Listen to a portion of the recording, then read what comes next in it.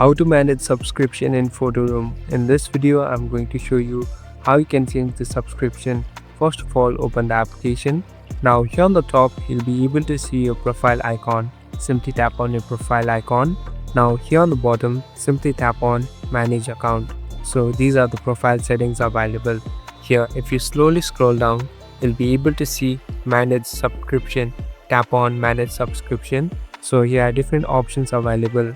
Now, so if you want to change the plan, here simply tap on change plan and you'll be entered in this website. Here you can change the plan by applying here and filling up the form, and you'll be able to change your subscription to whichever you want to. Thank you for watching this video. I hope this video will help you.